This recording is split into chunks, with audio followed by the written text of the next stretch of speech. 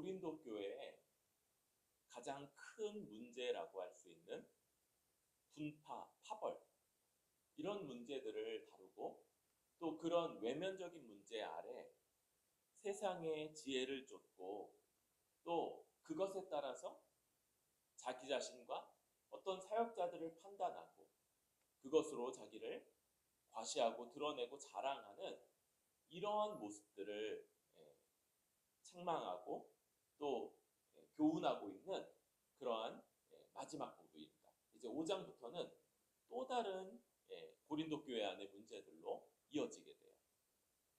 그럴 때 4장의 이제 문제는 이들은 말씀 사역자들을 두고 어떤 사람들을 놓고 나는 누구에게 속한 자다 이렇게 하면서 파벌로 삼고 그것으로 자랑을 했었던 것 이것들에 대해서 이미 이야기를 했죠.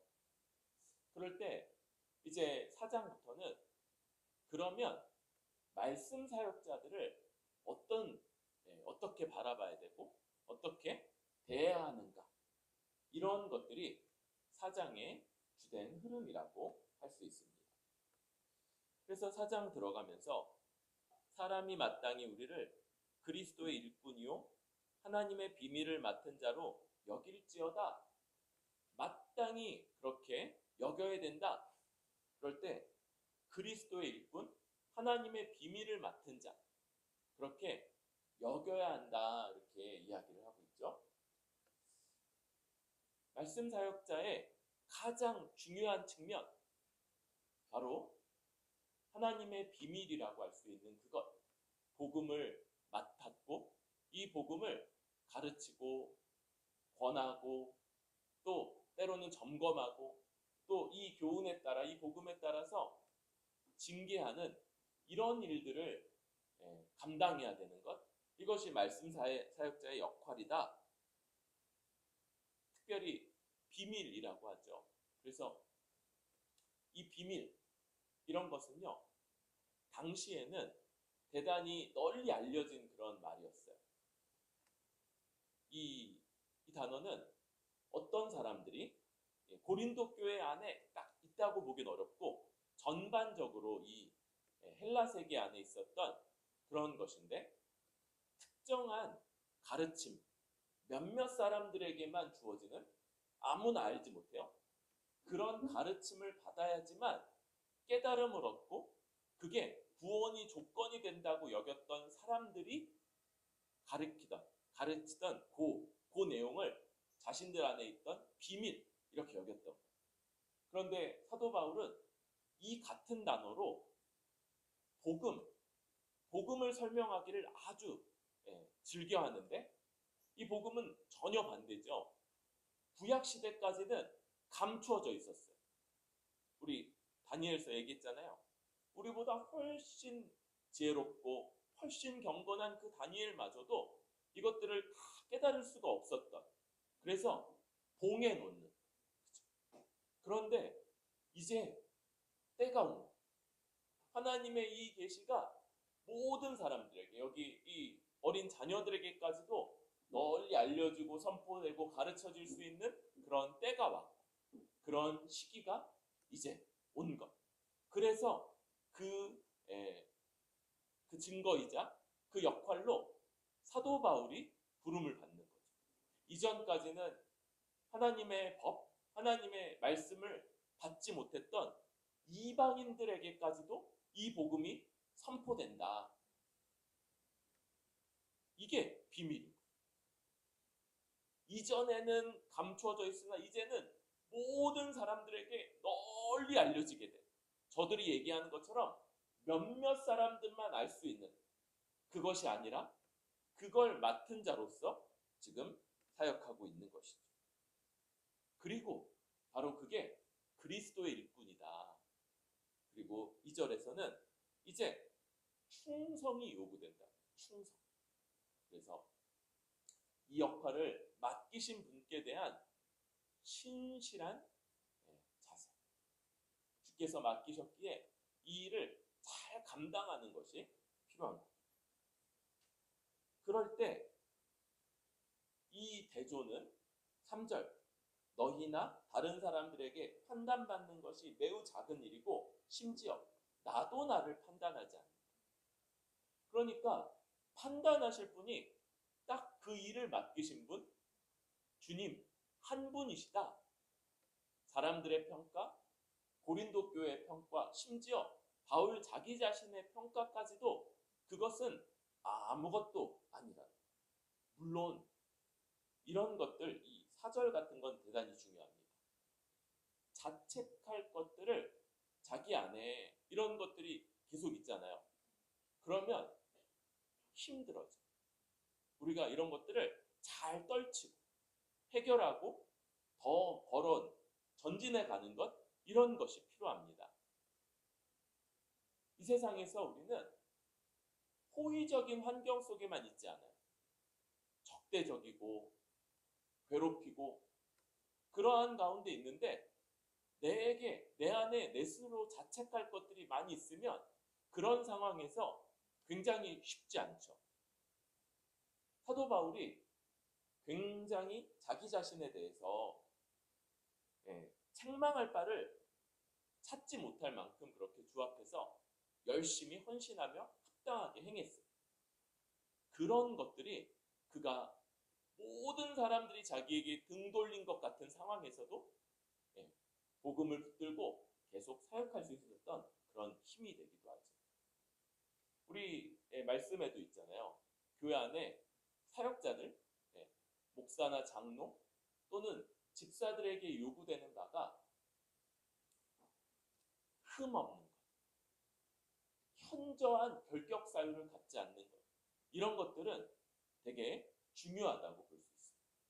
교회에서 많은 사람들의 인정을 받는데도 중요하고 자기 자신도 이런 것들로 인해서 이 사역에 어떤 한계라든지 어려움들을 봉착하지 않고 그것들을 계속 힘있게 나아갈 수 있게 하기 위해 필요한 것들이다라고 할 수 있습니다.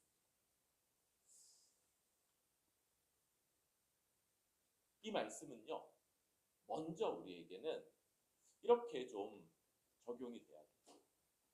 여러분, 교회가 사역자를 바라보는 그 방향, 사역자에 대한 이해가 이 지점과 굉장히 많이 벗어나 있다는 걸 보게 돼요. 이것은 사실 말씀에서부터 예언하고 있던 바입니다. 디모데후서 4장 2절부터 4절을 제가 읽겠습니다. 너는 말씀을 전파하라. 때를 얻던지 못 얻던지 항상 힘쓰라. 범사의 오래 참음과 가르침으로 경책하며 경계하며 권하라. 때가 이르리니 사람이 바른 교훈을 받지 아니하며 귀가 가려워서 자기의 사욕을 쫓을 스승을 많이 두고 또 그 귀를 진리에서 돌이켜 허탄한 이야기를 좇으리라. 뭐가 예언되어 있냐면 바울은 디모데에게, 더군다나 디모데후서 유언과 같은 그런 편지잖아요. 너는 때를 얻던지 못 얻던지 항상 말씀을 전파하고 이 일에 힘쓰라 라고 권면하는데, 그런데 왜 그래야 되냐? 사람들이 귀가 가려워서 자기 사욕을 쫓을 스승을 많이 둔다. 무슨 말이에요? 자기의 욕심, 자기의 욕망, 자기의 생각을 맞다고 해주고 자기의 욕망을 정당화시켜주고 그것을 얼마든지 성경으로 포장해서 하나님이 다 해주실 겁니다. 이렇게 말해주는 사람들을 쫓는다는 거예요. 반대로 그 귀를 진리에서는 돌이켜서 허탄한 이야기를 쫓는 때가 올 거다. 이렇게 예언을 했고 그때부터 지금까지의 일관된 흐름인 겁니다. 지금 목사에게 요구되는 것, 많은 성도들이 자기의 생각, 자기의 뜻이 옳다고 말해달라. 하나님이 그것을 받으신다고 말해달라. 하나님이 기뻐한다고 말해달라. 이런 것들을 요구해요. 하나님이 내 편이다. 여러분, 그리고 그렇게 말해줄 수 있는 사람을 얼마든지 어디서든지 찾을 수 있는 시대라고했죠.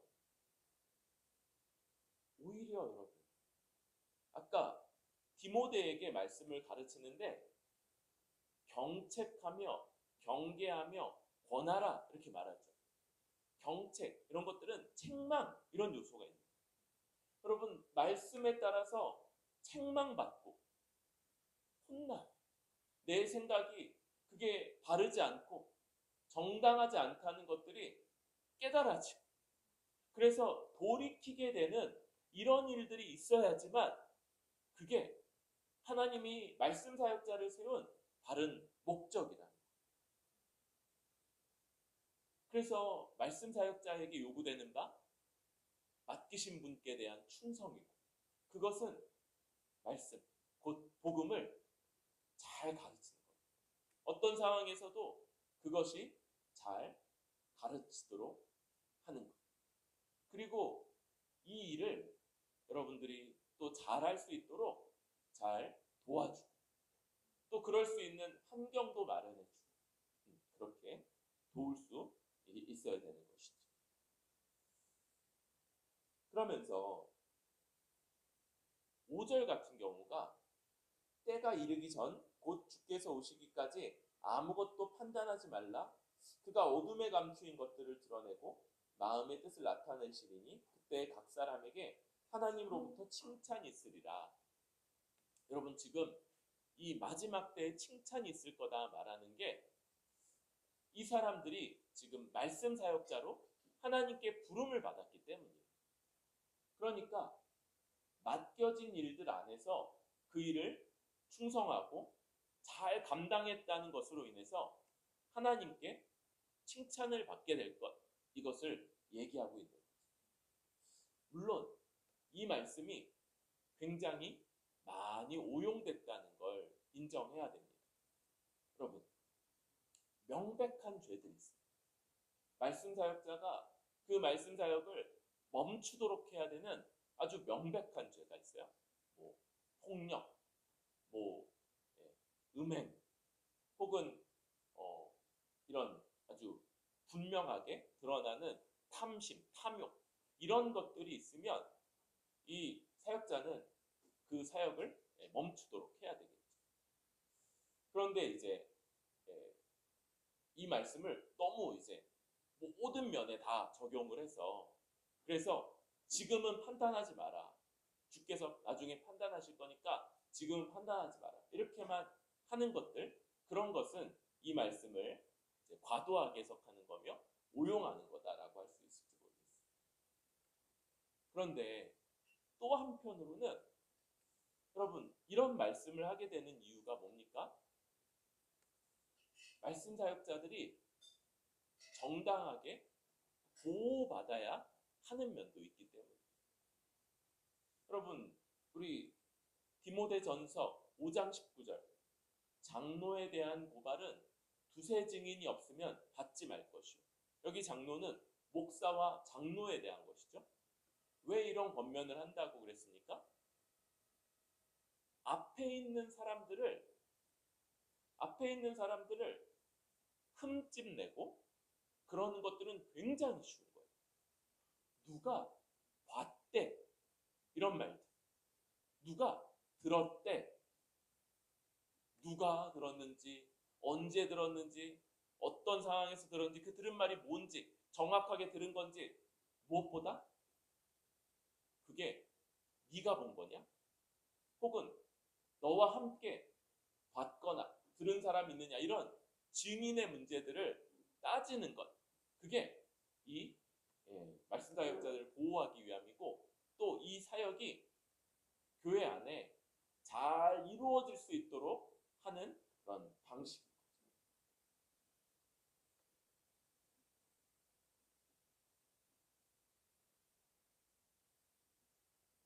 이제 특별히 어떤 일들에서 의견이 다를 때, 좋을 때는 상관이 없어요.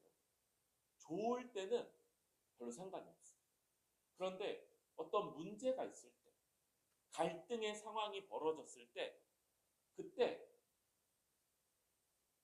이 원리를 따라 말씀 사역자들을 정당하게 대하고, 그가 내가 원하는 말을 해주지 않아도, 내가 듣고자 하는 말을 옳다, 그게 하나님의 뜻이다라고 해주지 않아도 말씀 복음을 잘 전하고 가르치고 이 일에 힘쓰고 있고, 그리고 아까 얘기했죠? 현저한, 아주 현격한 죄가 없다면 그것을 직접 다른 사람과 함께 받거나 들었거나 그러지 않다면 그 사역을 지속할 수 있도록 잘 도와줘야 되는 것, 이것이 이 교회 안에서 말씀 사역자들이 어떻게 대해져야 되는가라고 할 수 있겠습니다. 그럼 이미 잘하고 있어요? 그럼에도 불구하고 문제는 언제라고요? 갈등 상황에서. 여러분들이 원하는 것, 문제가 벌어졌을 때도 이런 자세를 취하는가? 아니면 이런 말을 드러내놓고 하지 않아요. 뒤로. 야, 우리 목사님은 어떠하대. 무슨 말을 어떠했대. 이런 말들이 교회를 훼손하고 교회의 이 말씀 사역자의 권위를 훼손하는 아주 빈번하게 이루어지는 일들이죠. 빈번하게. 아무 책임도 없는 그런 말들을 내뱉음으로써 행하는 것. 여러분들이 그때 그런 말을 들을 때 딱 자세를 취해야 된다고 그랬어요. 당신이 직접 들었습니다. 지금 한 말 책임질 수 있습니까? 라고 물어야 돼요. 여러분, 이걸 그때 안 물으면요, 그래? 그러고 넘어가잖아요. 결국은 동조자가 됩니다. 이 말의 동조자가. 나중에 뭐라고 얘기하냐면 누구누구도 내 말에 수긍했어. 누구누구도 내 말에 동의했어. 라고 얘기를 해요. 여러분, 아닌 것들을 나는 그렇게 생각하지 않는데, 혹은 당신은 그 말 책임질 수 있습니까? 이런 것들을 확고하게 물어야 되고, 두 번째 뭐 물어야 돼요? 당신과 함께 그런 일들을 본 혹은 들은 사람이 있습니까? 라는 증인을 물어야 돼요. 그리고 세 번째, 그렇게 말하지 못한다면 절대 그렇게 말하지 말라고 경고해야 됩니다. 이게 성경적 원리. 말씀에 따라 복음 사역을 충실하게 잘 감당하는가? 여러분, 이것은 기도해 주시고 또 할 수 있도록 도와주시고 또 그런 일들이 잘 이루어질 수 있도록 말씀 사역자를 잘 보호해 줄 수 있기를 바랍니다. 그런데 말씀 사역자들의 문제는 왜 그러냐면, 여러분, 말씀 사역자들을 잘못 대하는 건 곧 그 말씀을 잘못 대하는 것이기 때문에 그래요. 이 둘이 다르죠. 제가 전하는 말씀과 저는 다르죠. 그런데 이게 분리가 되지가 않나요? 지금 고린도 교회 안에서 어떤 일이 벌어집니까? 나는 바울파다, 나는 아볼로파다, 나는 게바파다, 나는 그리스도파다 이렇게 말하면서 서로 자랑하고 갈등했는데, 5절, 내가 너희를 위하여 이 일에 나와 아볼로를 들어서 본을 보였으니 이는 너희로 하여금 기록된 말씀 밖으로 넘어가지 말라고 한 것을 우리에게서 배워 서로 대적하여 교만한 마음을 가지지 말게 하려 합니다. 여러분, 바울과 아볼로, 바울 뒤에 그 고린도 교회를 목회한 아볼로는 서로에 대해서 대적하거나 갈등하거나 그러지 않았던 거예요. 끝까지 서로를 인정하고 서로를 아주 존귀하게 여기고 함께 동역자로서 그 말씀 사역을 감당했던 것으로 보입니다. 왜 그렇게 하냐?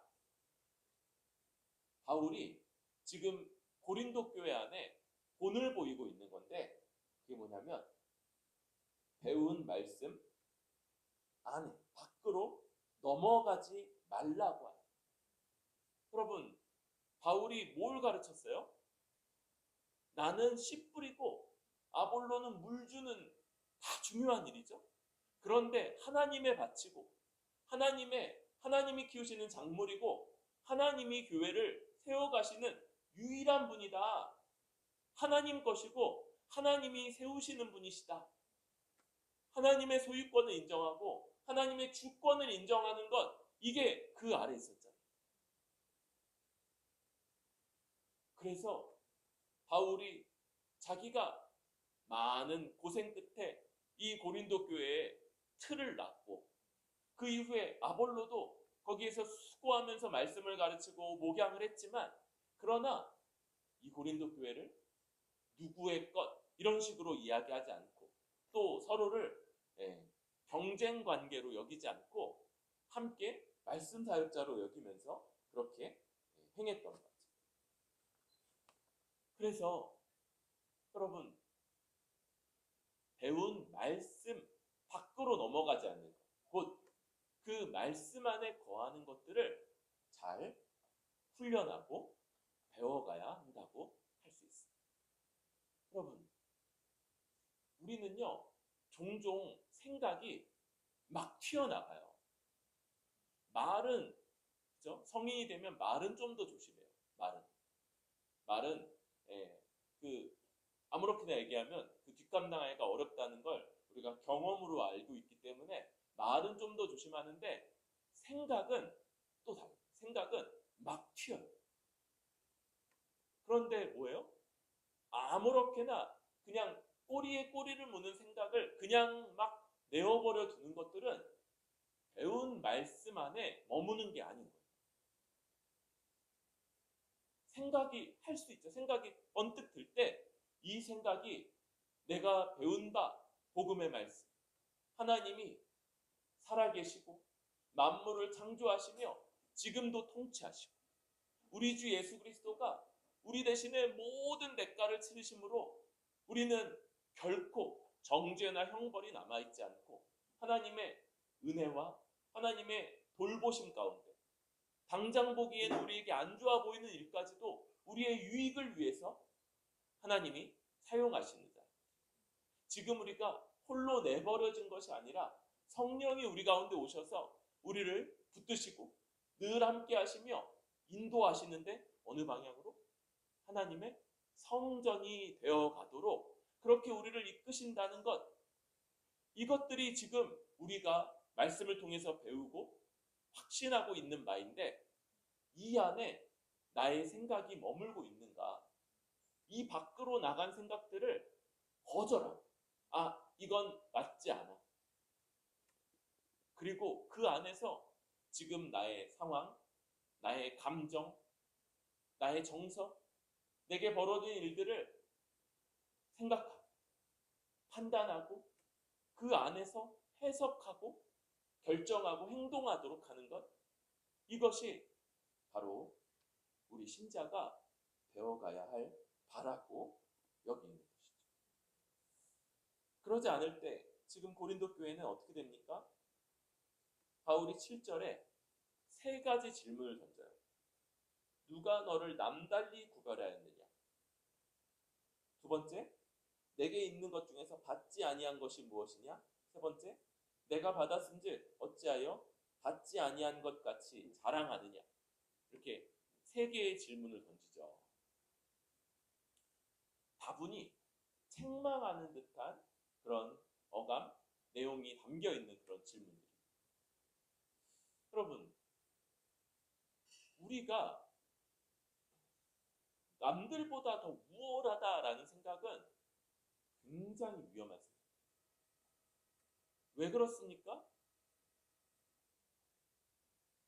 지금 우리는 우리의 정체성이 나로부터 기인한 것들, 그거 하나님의 진노와 저주 아래 있던 그것을 피할 수 없는 그런 모습들, 그리스도 안에서 죽고 이제 하나님 앞에 의롭다 인정받은 우리 주 예수 그리스도라는 주님을 나의 정체성으로 한 사람들이잖아요.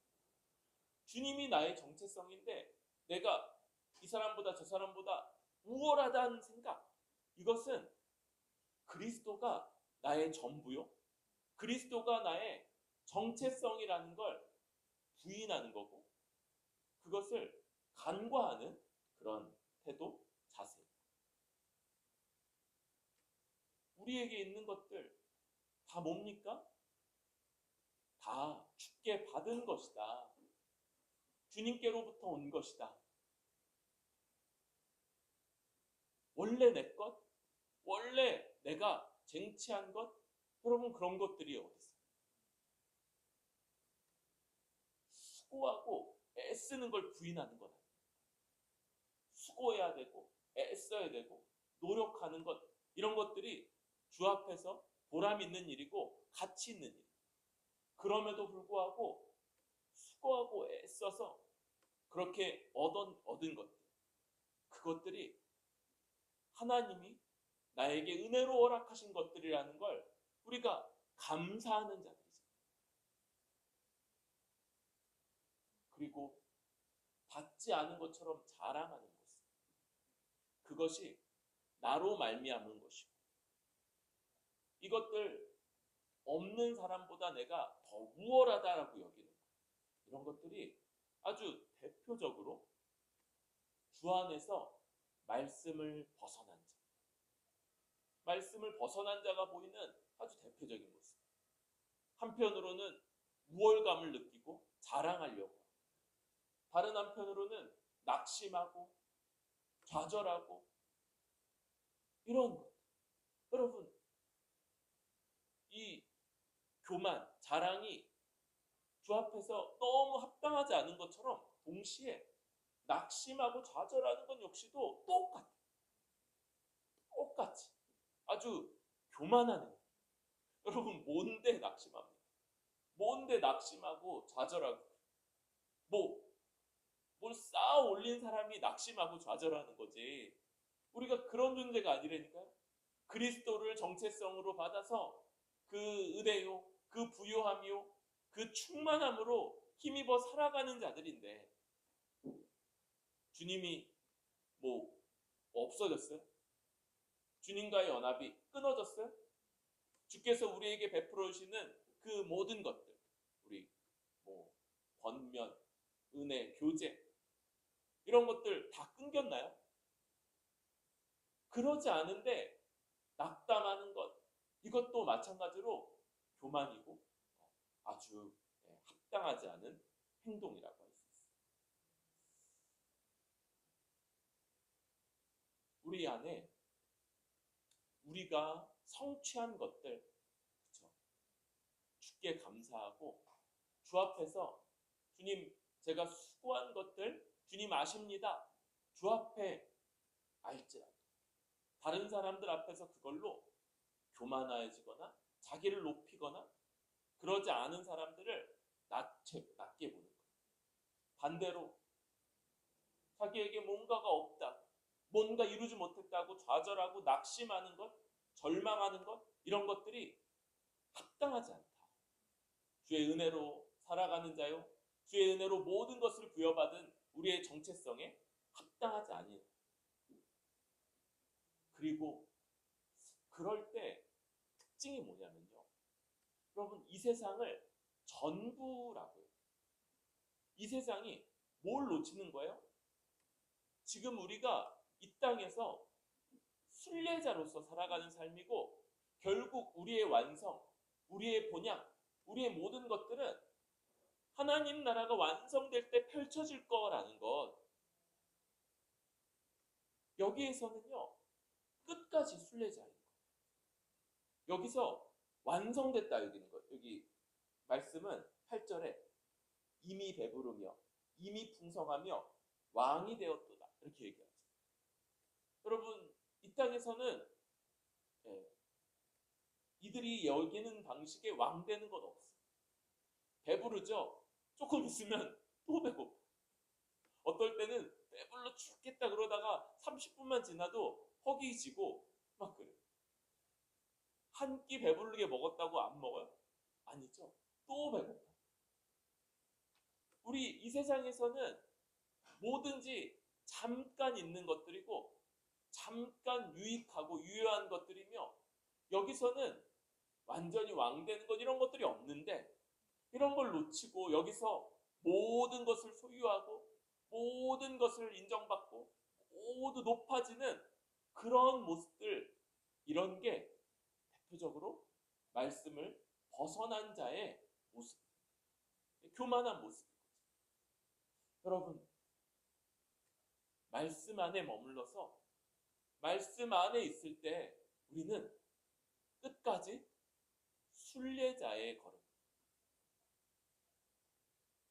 하나님 나라 들어가기까지는 아직도 걸어가야 될 자, 아직도 되어져 가야 될 자고, 아직 뭐 하나 완전한, 이건 됐다라고 말할 수 없는 그런 여정 중에 있는 사람이라는 걸 늘 기억하고, 다른 사람들에게 대해서도 이러한 모습으로 많이 용납하고, 자기 자신에 대해서 무언가가 됐다, 갖추어졌다, 완성됐다 이런 생각들에 빠지지 않고 끝까지 힘있게 걸어갈 수 있는 우리들 될 수 있기를 바랍니다.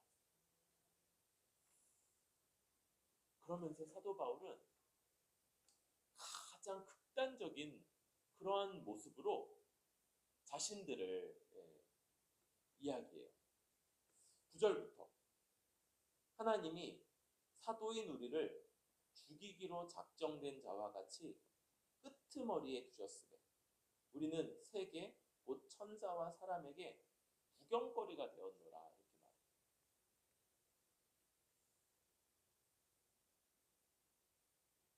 하나님이 행하시는 일인데 죽이기로 작정된 자 같이 끄트머리에 두시고 천사와 사람들에게까지 구경거리 같이 된다. 여러분, 하나님이 행하신 일들 속에서 그럼 우리가 십자가를 통해서 우리의 이해의 한계를 넘어서야 되는 면들이 좀 있어요. 여러분, 우리는 잘 되는 게 좋은 거로 여기잖아요. 그렇죠? 그러니까 제일 좋은 게 뭡니까? 이 세상에서 구원은 받고 불신자들이 원하는 것들을 우리도 소유하고, 불신자들이 자랑하는 것들을 우리도 갖고, 그렇게 살아가는 게 이 세상에서 제일 나은 삶 같아 보이잖아요. 그런데 하나님의 뜻은 그렇지가 않아요. 하나님의 뜻을 전하는 하나님의 사역자들인 이 사도들을 하나님이 세상의 끄트머리에 두시고 죽이기로 작정된 자와 같이 그렇게 두셨대요. 그 모습이 어떻습니까? 우리는 그리스도 때문에 어리석으나 너희는 그리스도 안에서 지혜롭고, 우리는 약하나 너희는 강하고, 너희는 존귀하나 우리는 비천해. 이게 대조되죠? 어리석음과 지혜로움, 약함과 강함, 존귀와 비천, 이것이 대조를 이루는데 우리와 너희가 대조돼요. 여러분, 사도들이 이렇게 어리석고 약하고 비천한 자들로서 그렇게 처해지고 행하는 것들이 고린도 교회 안에는 그들의 강함, 그들의 존귀함, 그들의 지혜로움으로 그렇게 연결되고 있다. 뿐만 아니라 11절이야.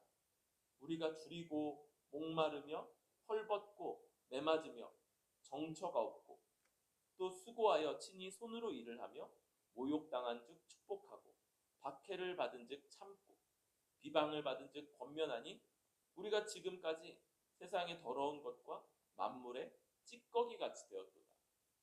여러분, 이 부분을 볼 때 세상의 더러운 것과 만물의 찌꺼기, 제가 뭐 같다고 얘기했어요? 그쵸? 딱 우리 시대에 가장 절묘하게 맞는 게 음식물 쓰레기 같이. 우리 자매들이 많은데 제일 싫어하죠, 음식물 쓰레기. 딴 쓰레기들은 대부분 용납해도 이것만큼은 거의 잘 용납을 못하는 그런 분들이 많은 거예요. 여러분, 그 가장 더럽고 가장 불결하고 가장 손대고 싶지 않은 그런 것처럼 우리가 지금 되었다. 이 12절에 수고하여 친히 손으로 일을 하며 이렇게 얘기하는데 당시에는 여러분 당시에 이렇게 제일 고상한 모습들이 비슷해요. 그때나 지금이나. 우리도 그거 있잖아요. 그 건물주에서 새 받아 먹으면서 일 안 하고 노는 것 이런 것들이 이제 세상 사람들의 어떤 소망 같은 거잖아요. 당시 그 헬라 사회에도 노예 제도가 있어서 대부분의 일들은 다 노예가 하고요. 그 자유인들은 하루 종일 토론하고 그렇게 즐기면서 살아가는 거예요. 고민하고. 그러니까 철학이 그렇게 발전하고 먹고 사는데 힘들면 그런 거 원래 발전 못하고 철학 이런 것들 하는 그런 게 고상한 거고 손으로 일하는 것 그거 비천한 노예들이나 하는 건데 그렇게 여겼는데 지금 사도 바울은 짐지지 않기 위해서 그렇게 냄새가 되게 많이 났다고 그래요. 그 가죽 다든 이런 것들을 감당하고 그리고 그 다른 시간에는 복음 전하고 이런 일들을 했던 거죠. 이 말씀 안에서 우리가 보게 되는 바는 역설이라는 거예요. 역설. 하나님이 행하시는 일 가운데 가장 놀라운 역설이 뭡니까? 우리가 믿는 바 우리 주 예수 십자가에서 벌어진 역설. 이 세상에 최악의 이 법정적인 그 질서의 왜곡, 아무 무죄한 자를 유대인들과 로마인들, 헬라인들이 합세해서 사형을 언도하고 집행한 그 일들에 대해서 하나님이 오히려 그런 일들로 우리같이 죽을 자들 죄인을 구원하시고 의롭다 하시고 살리시는 이러한 놀라운 역설을 십자가에서 보는 것이죠. 그리고 그 연장선에서 이제 그리스도 안에서 십자가 복음 안에서 사도들에게도 동일한 일들이 있는 거예요. 하나님이 이 사도들을 벌벗고 줄이고 목마르고 비천하고 그러한 모습들 가운데 오히려 어떤 사람들은 지혜롭고 강하고 존귀하게 되는 이런 일들을 행하신다. 여러분, 우리에게는요, 우리 신자들의 삶에는 우연히 어쩌다가 그렇게 벌어진 일들이 있지 않죠. 하나님이 우리의 모든 일들을 주관하시고 다스리시고 이끌어 가시기 때문에 우리는 우리에게 벌어지는 일들, 특별히 뭔가 억울하거나 뭔가 그러한 일들. 그럴 때 먼저 한 가지는 이게 십자가에 달리신 예수님보다 더한가? 이런 거 한번 좀 생각해야 되죠. 두 번째로 음식물 쓰레기처럼 여겨진 저 사도들만 한가? 이런 것도 좀 여겨야 될 거예요. 그래야지 너무 낙심하거나 너무 그러지 않는 거죠. 원래 그런 거 있잖아요. 되게 막 이렇게 서럽고 그럴 때 더 서러운 일 당한 사람들 보는 게, 더 서러운 일 당한 사람들의 이야기를 듣는 게 위로가 되는 것처럼 그렇게 너무 낙심하지 않고 십자가에서 벌어진 일들, 또 사도들에게 벌어진 일들 이런 것들 한번 생각해야 돼요. 뿐만 아니라 거기서 멈추면 안 되죠. 하나님이 다스리시기 때문에 하나님이 사도들에게 이런 일들을 겪게 하시는데 아무 결과도 없었던 게 아니에요. 그냥 억울하기만 한 게 아니었어요. 그러한 것들을 통해서 놀랍게도 고린도 교회는 강해지고 지혜로워지고 존귀해지는 일들을 행했던 거예요. 여러분, 사도들이 세상의 찌꺼기 같은 일들을 당함으로써 지금까지 복음이 이어져 오고 있고 이 온 세상에 정말 이루 말할 수 없이 우리 요한계시록에서 봤던 말씀처럼 천하에서 아무도 셀 수 없는 많은 사람들이 하나님 앞에 모여있는 장면이 펼쳐질 수 있는 거죠. 여러분, 우리에게 벌어지는 억울하거나 때로는 이유를 알 수 없는 안타깝고 힘든 일들 하나님의 손안에 있고 그것이 다른 사람들이 유익을 얻고 존귀해지고 강해지고 또 부유해지는 그러한 방식으로 사용될 것을 기대할 수 있고, 여러분 이런 것들이 사실 막 되지 않아요. 처음에 답답함, 원통함 이런 것부터 시작이 되죠. 그런데 뭐가 있습니까? 우리에게 배운 말씀, 이 배운 말씀 안에 거하면서 그걸 통해서 해석할 때 낙심하지 말고 원망하지만 않고 억울해하지만 않고 오히려 그것을 한 걸음 더 넘어서서 이것을 통해서 주께서 이루실 선한 일, 존귀한 일, 주의 몸된 교회의 유익과 더 한 걸음 더 나아가는 일들을 주께서 얼마든지 이루실 거라는 이 역설. 우리는 십자가의 역설을 믿는 사람들이고 하나님이 지금도 우리 삶을 통해서 동일한 역설을 펼쳐가실 거라는 걸 믿는 사람들이기에 이때는 상상력이 필요해요. 거룩한 상상력. 그래서 주님이 얼마나 선한 일들을 이를 통해서도 이루어 가실까, 펼치실까, 이것을 더 기도하고 더 기대하고 그리고 그런 것들을 주 앞에 구하면서 이 억울함, 낙심 여기에만 매이지 않고 나아갈 수 있는 저와 여러분들 될 수 있기를 바랍니다. 말씀 사역자를 잘 대해주세요. 말씀 사역자를 잘 대함으로 그 말씀 사역자를 통해서 하나님이 선포하시는 이 말씀 안에 거하는 법을 배우고, 그리고 그 말씀 안에서 우리의 삶에 벌어진 일들을 역설적이지만 그것을 바르게 해석해내고 또 그것을 지켜갈 수 있는 힘을 얻는 뿌리 깊은 교회 될 수 있기를 소망합니다.